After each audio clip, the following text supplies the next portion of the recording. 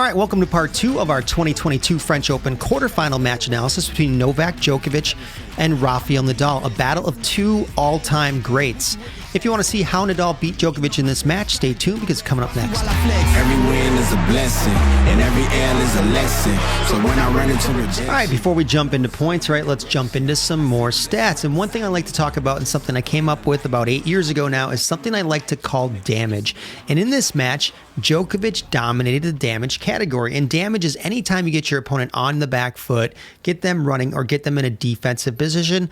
I chalk that up in the damage category. So let's look at the numbers of damage Djokovic versus Nadal. And we can see, right, Djokovic did damage to Nadal 167 times in this match, with Nadal doing damage to Djokovic just 99 times in the match. So that's plus 68 Novak. And one of the ways that Novak does damage to his opponents, right, is on the return to serve. He does it early with great deep returns. Let's look at the numbers for that. If we look at the first serve return outcome for Djokovic, 53% of his returns did damage to Nadal's serve. That's insane. And that's against first serves. 33% of Djokovic's returns were neutral balls, right? Rally balls. Djokovic was forced into airs 10% of the time by Nadal's first serve.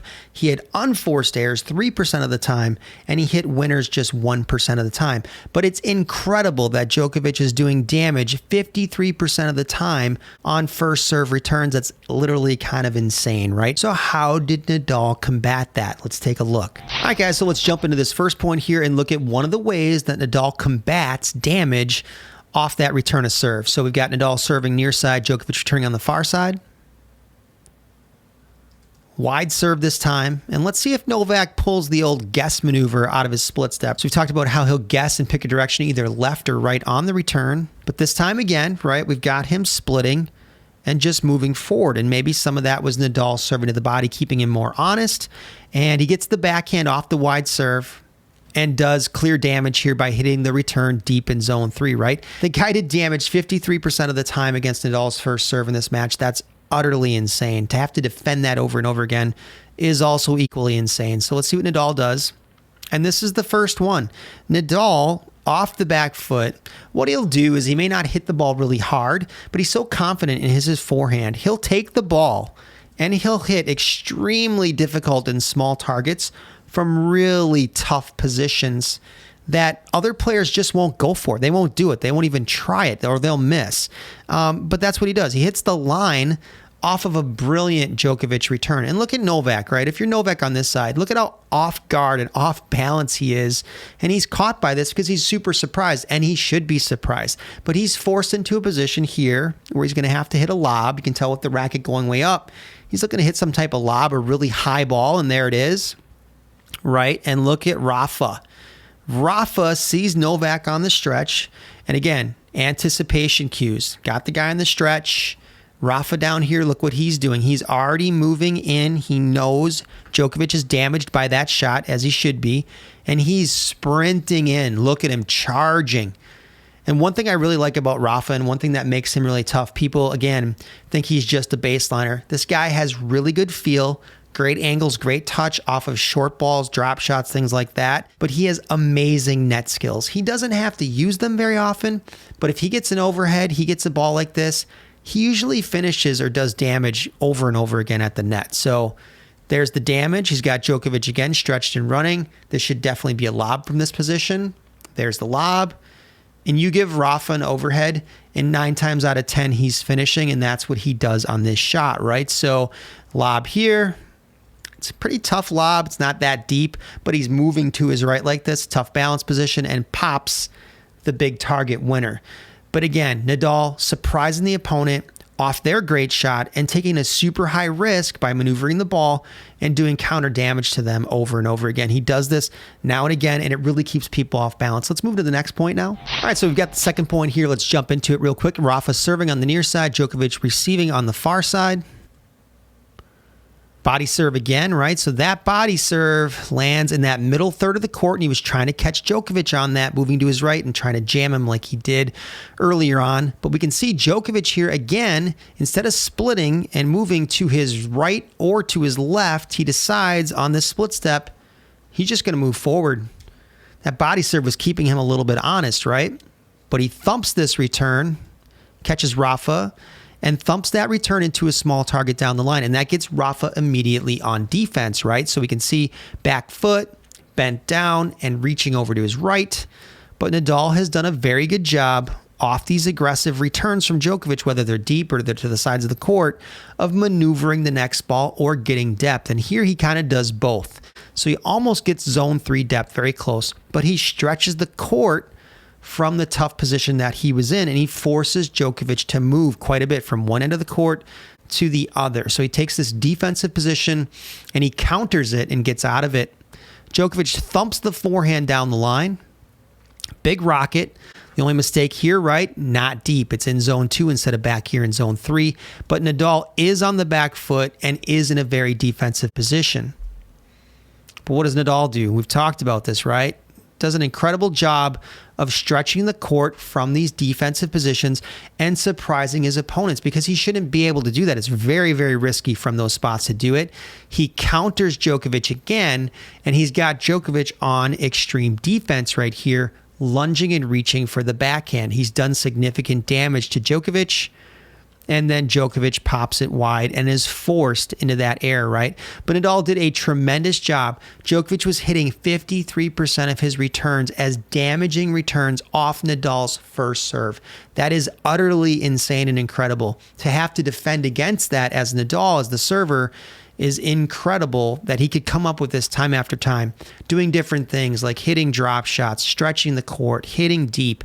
A combination of things let him play good defense against Djokovic. And just for fun in this match, let's talk about big and small targets. It's something I haven't talked about percentage-wise in a match for quite a long time, but we kept track of that here. What did those numbers look like, right? Big and small targets in this match. Djokovic's big targets were 89% of all the shots that he hit in this match. 11% were small targets.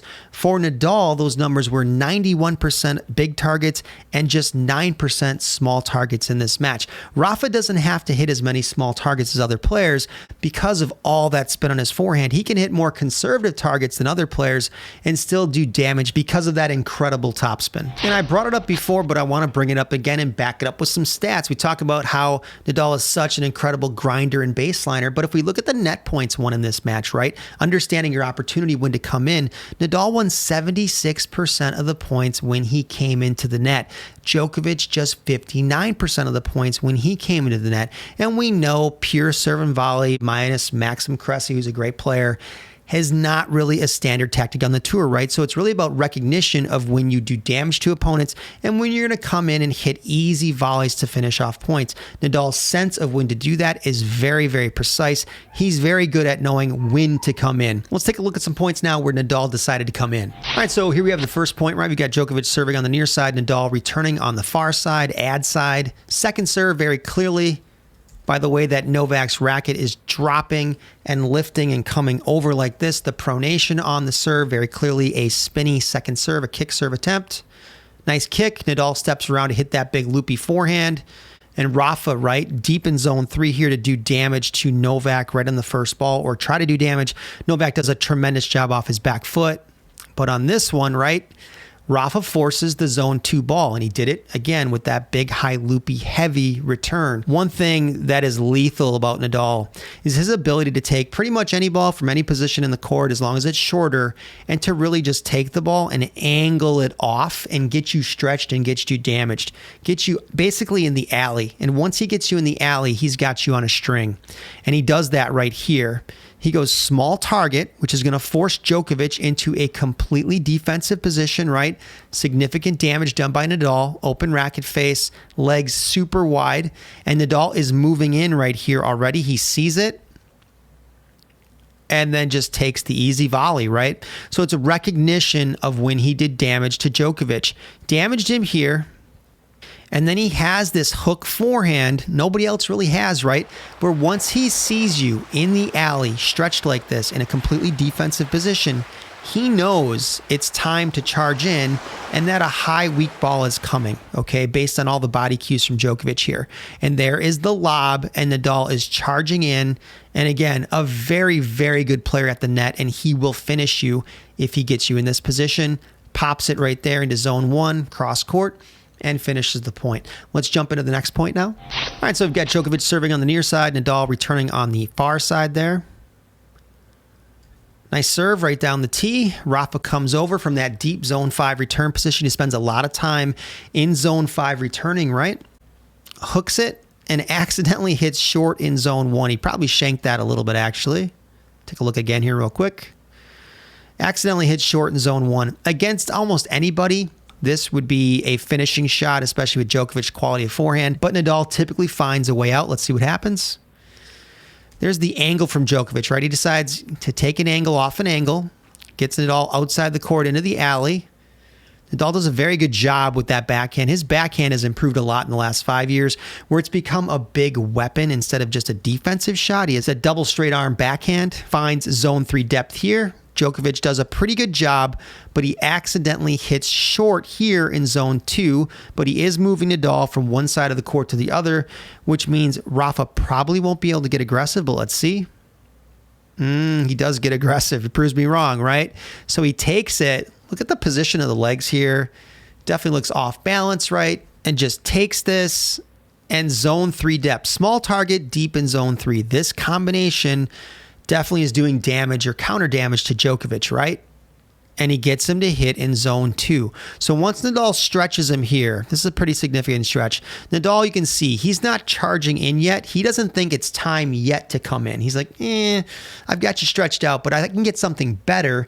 And Djokovic hits short in zone 2. And this is a better ball for Nadal to do damage with because he's balanced and he's going to be moving forward.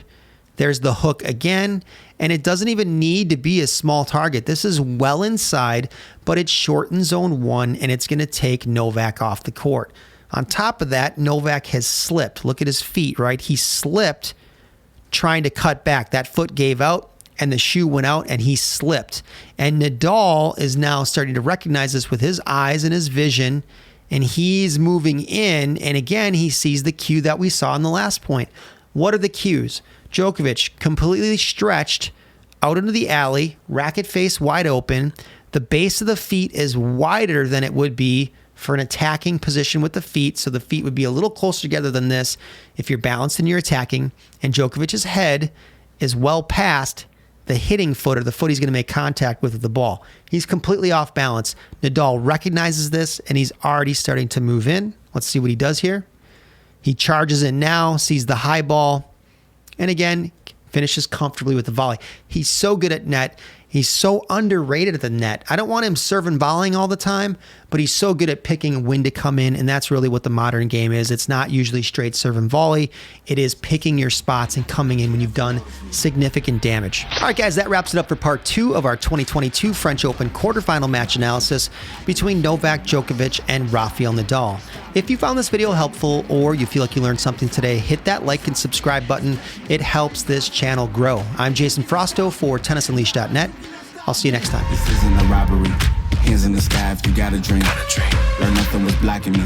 I was the problem, the only one stopping me. I didn't like it, I had to refocus. Now I'm devoted, I know.